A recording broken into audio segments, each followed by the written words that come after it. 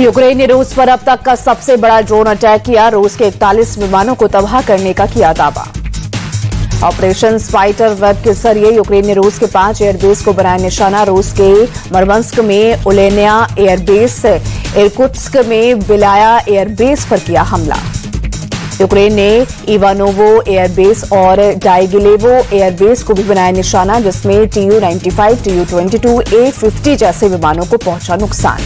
Report के मुताबिक Ukraine की सुरक्षा एजेंसी SBU ने इस हमले को अंजाम दिया, जिसमें FPV यानी फर्स्ट पर्सन व्यू ड्रोन्स का किया गया इस्तेमाल। यूक्रेन की सुरक्षा एजेंसी का बयान, यह हमला खुद के बचाव में किया गया। कहा, रूसी विमान यूक्रेनी शहरों पर हमेशा गिराते हैं बम। रूस ने यूक्रेन के इस हमले की पुष्टि की। शुरुआती अनुमानों के मुताबिक $2 बिलियन अमेरिकी डॉलर के करीब का हो सकता है नुकसान। यूक्रेन का यह हमला इस्तांबुल में शुरू होने वाली शांति वार्ता से एक दिन पहले हुआ। सीमा पार झड़पें भी हुई तेज। रूस के यूक्रेन के खेरसॉन में किए गए घातक हमले में ग्रोसरी स्टोर और पास के आवासीय इमारत क्षतिग्रस्त, एक महिला की मौत, 2 लोग जख्मी। यूक्रेन के राष्ट्रपति ज़ेलेंस्की का संबोधन, कहा सिर्फ सैन्य ठिकानों को निशाना बनाया गया, खासकर हमले करने के लिए इस्तेमाल उपकरण को पहुंचाया नुकसान। ज़ेलेंस्की ने कहा, हम पूर्ण और बिना शर्त युद्ध विराम का प्रस्ताव जारी रखते हैं, जो एक स्थायी और अविश्वसनीय शांति की ओर ले जा सकते हैं। आज इस्तांबुल में रूस और यूक्रेन के बीच दूसरी बार पीस टॉक होगी। यूक्रेन के रक्षा मंत्री बातचीत में होंगे शामिल। पीस टॉक से पहले रूस को यूक्रेन के प्रेसिडेंट ज़ेलेंस्की का संदेश, हम बिना शर्त सीजफायर और बंधकों और किडनैप किए गए बच्चों की रिहाई चाहते हैं। रूस के कुर्स्क और ब्रांस्क में ब्लास्ट, ब्रांस्क में पुल जाकर ट्रेन पर गिरा, 7 लोगों की मौत, कई लोग घायल। कुर्स्क में ब्लास्ट के बाद बेनेट ब्रिज टूटकर मालगाड़ी पर गिरा। हादसे के बाद आग लगी, किसी के हताहत होने की खबर नहीं। रूस के ब्रांस्क क्षेत्र में ट्रेन दुर्घटना के पीड़ितों को उपचार के लिए मॉस्को ने ले जाया गया, लेकिन विस्फोट की वजह का अभी खुलासा नहीं। पीएम मोदी आज विश्व वायु परिवहन शिखर सम्मेलन के पूर्ण सत्र में भाग लेंगे। शाम 5 बजे भारत मंडपम में होंगे सम्मेलन। अयोध्या में आज से दूसरी बार होगा प्राण प्रतिष्ठा कार्यक्रम। 8 प्रतिमाओं की होगी प्राण प्रतिष्ठा। 5 जून तक चलेगा कार्यक्रम। अयोध्या में कलश यात्रा की पूर्व संध्या पर यज्ञशाला में पूरी तरह की गई सभी तैयारियां। मंगलाचार चरण भी किया गया। सरयू जल लाने के लिए कलश और यज्ञशाला तैयार। बीजेपी अध्यक्ष जेपी नड्डा आज हिमाचल प्रदेश के सोलन जाएंगे। तिरंगा यात्रा में होंगे शामिल। बंगाल चुनाव की तैयारी में जुटे गृह मंत्री अमित शाह कोलकाता में विजय संकल्प कार्यकर्ता सम्मेलन को किया संबोधित। बीजेपी कार्यकर्ताओं से शाह की अपील, हमें बंगाल में बीजेपी सरकार बनानी है, घुसपैठ, भ्रष्टाचार और हिंदुओं का पलायन रोकना है। सीएम ममता से बोले अमित शाह, दीदी अब आपका कार्यकाल 2026 में खत्म हो जाएगा, भाजपा की सरकार बनेगी। अमित शाह ने सीएम ममता पर साधा निशाना, कहा माटी और मानुष की बात की, लेकिन बंगाल को अपराध, घुसपैठ और बम विस्फोट की धरती बना दी। बंगाल की जनता से बोले अमित शाह, पीएम ने सिर्फ बंगाल के विकास के लिए ही नहीं, संस्कृति को भी बचाने का काम किया है। लोजपा कार्यकारिणी की जल्द हो सकती है बैठक। चिराग पासवान के चुनाव लड़ने के प्रस्ताव को औपचारिक रूप दिया जा सकता है। चिराग के चुनाव लड़ने की खबर पर आरजेडी का तंज मृत्युंजय तिवारी ने कहा, एनडीए में अभी से सिर्फ फुटवर्क शुरू, मुख्यमंत्री के भी कई दावेदार हैं।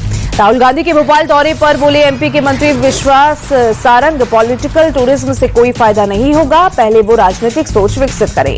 बीजेपी नेता बृजभूषण शरण का बयान, राहुल गांधी पपेट है, उनका विजन क्लियर नहीं है, इसीलिए वो कभी पीएम नहीं बन सकते। चितपावन ब्राह्मण समुदाय के प्रोग्राम में बोले महाराष्ट्र के सीएम फडणवीस, जातिगत भेदभाव को खत्म करना होगा। सीएम फडणवीस की सलाह, हम सभी को एक दूसरे के कल्याण के बारे में सोचना होगा, आने वाली पीढ़ियों में एकता का भाव भरना होगा। केरल के नीलांबूर उपचुनाव के लिए बीजेपी ने एडवोकेट मोहन जॉर्ज को बनाया कैंडिडेट। 19 जून को होगा मतदान। मोहन जॉर्ज बोले, हमारा नारा है नीलांबूर का विकास, बीजेपी अल्पसंख्यकों का अच्छे से ख्याल रख रही है। नीलांबूर उपचुनाव के लिए टीएमसी ने भी कैंडिडेट का किया ऐलान, पीवी अनवर को कैंडिडेट बनाया। ऑपरेशन सिंदूर को लेकर रक्षा मंत्रालय का ऐलान, 1 जून से 30 जून तक निबंध प्रतियोगिता आयोजित होगी। टॉप 3 विनर्स को 10-10 हजार रुपए का इनाम और स्वतंत्रता दिवस समारोह में शामिल होने का मौका मिलेगा। कांग्रेस चीफ खड़गे बोले, देश की सुरक्षा के मसले पर किसी भी पार्टी के नेता को नहीं बोलना चाहिए। पीएम मोदी को भी ऑपरेशन सिंदूर पर इलेक्शन स्पीच देने से बचना चाहिए। खड़गे ने पीएम पर साधा निशाना, कहा पहले तो उन्होंने कहा कि वो सेना को फ्री हैंड दिए हैं, अब ऑपरेशन का सारा क्रेडिट खुद ले रहे हैं। खड़गे का केंद्र सरकार पर तंज, कहा युद्ध के बाद पाकिस्तान ने चर्चा के लिए संसद का सत्र बुलाया, लेकिन हमारे यहां ऐसा नहीं हुआ। खड़गे के बयान पर बोले केंद्रीय मंत्री गजेंद्र शेखावत, हमारे पास छिपाने के लिए कुछ नहीं है, सभी सवालों के जवाब है। 3 से 5 जून तक ब्राजील में आयोजित होगा 11वां ब्रिक्स संसदीय सम्मेलन। लोकसभा स्पीकर ओम बिरला होंगे शामिल। यूपी के मेरठ में कृषि मंत्री शिवराज सिंह चौहान ने किसानों से बात की, सरकार की नीतियों की जानकारी दी। किसानों से बातचीत के बाद बोले शिवराज सिंह चौहान, किसानों की सेवा मेरे लिए भगवान की पूजा है। खेतों में जाकर किसानों से मिले बिना काम नहीं चलेगा।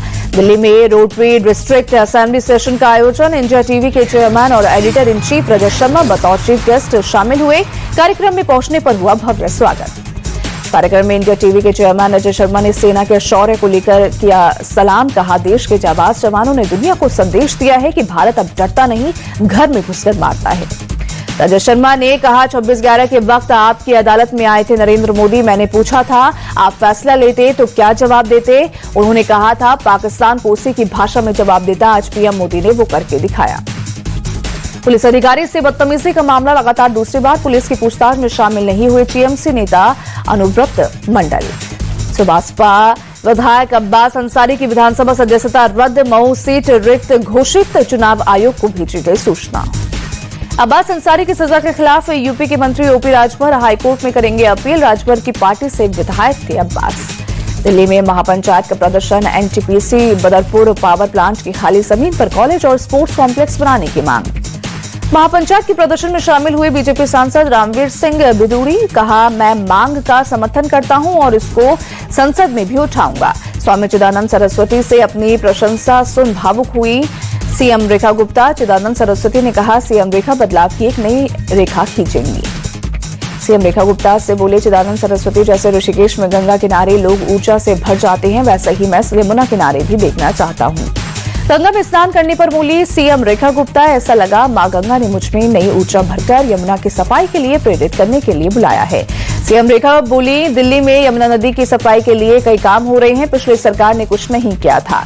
देवी अहिल्याबाई होलकर की 300वीं जयंती पर आगरा में प्रोग्राम आयोजित। उपराष्ट्रपति धनखड़ और सीएम योगी शामिल हुए। सीएम योगी बोले, अहिल्याबाई ने देश की गरिमा और विरासत को बचाया, मुगल काल में तोड़े गए मंदिरों को बनवाया। उपराष्ट्रपति धनखड़ बोले, सीएम योगी ने यूपी की काया पलट दी है। आने वाली पीढ़ियां अहिल्याबाई होलकर की तरह ही सीएम योगी को ही याद करेंगी। छत्तीसगढ़ के कोंडागांव में बुद्ध महोत्सव आयोजित। सीएम साय बोले, नक्सलवाद अंतिम सांस ले रहा है, हम खेती पर्यटन जैसे तमाम विकास के काम करना चाहते हैं। पूर्वोत्तर के राज्यों में भारी बारिश ने भीषण तबाही मचाई। बाढ़, बारिश और लैंडस्लाइड से 26 लोगों की मौत। असम, मणिपुर, त्रिपुरा, सिक्किम और नॉर्थ ईस्ट के दूसरे इलाकों में भी बाढ़ और बारिश से जनजीवन बुरी तरह से प्रभावित। असम में आज भी भारी बारिश का अलर्ट। गुवाहाटी और श्रीभूमि जिले समेत असम के 17 जिलों में बारिश के बाद बाढ़ की हालत। असम के माजुली और निमती के बीच फेरी सेवा सस्पेंड। ब्रह्मपुत्र नदी का जलस्तर बढ़ने की वजह से फैसला। मणिपुर में पिछले 2 दिनों से बाढ़, बारिश और लैंडस्लाइड से 3802 लोग प्रभावित, 883 घर क्षतिग्रस्त हुए। असम के उत्तर लखीमपुर में मूसलाधार बारिश के बाद बिगड़े हालात, कई इलाकों में बाढ़ जैसे हालात। बाढ़ के पानी में घिरा नजर आया गांव, घरों में रखा सामान भी हुआ खराब, लोग सुरक्षित जगहों पर पहुंचे। आने जाने के लिए लोग नाव का ले रहे हैं सहारा, जनजीवन बुरी तरह हुआ प्रभावित। भारी बारिश की वजह से इम्फाल के कई इलाकों में बाढ़ के हालात, ड्रोन कैमरे में कैद हुई बर्बादी की तस्वीर। चारों तरफ नजर आया पानी ही पानी, सड़कें पानी में डूबी, घरों में घुसा पानी, लोगों का बाहर निकलना हुआ मुश्किल। त्रिपुरा के मुख्यमंत्री माणिक साहा ने अगरतला में बाढ़ प्रभावित इलाकों का किया दौरा, अधिकारियों से ली हालात की जानकारी।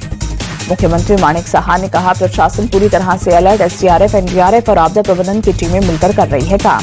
गृह मंत्री अमित शाह ने असम, मणिपुर, सिक्किम और अरुणाचल प्रदेश के सीएम से की बात, कुदरती आपदा में हर संभव मदद का दिया भरोसा। दिल्ली एनसीआर में धूलभरी आंधी के बाद कई जगहों पर हुई बारिश, तापमान में गिरावट से लोगों को गर्मी से मिली राहत। दिल्ली सरकार की तैयारियों की फिर खुली पोल, बारिश के देवली समेत कई इलाकों में जलभराव, ट्रैफिक बुरी तरह प्रभावित।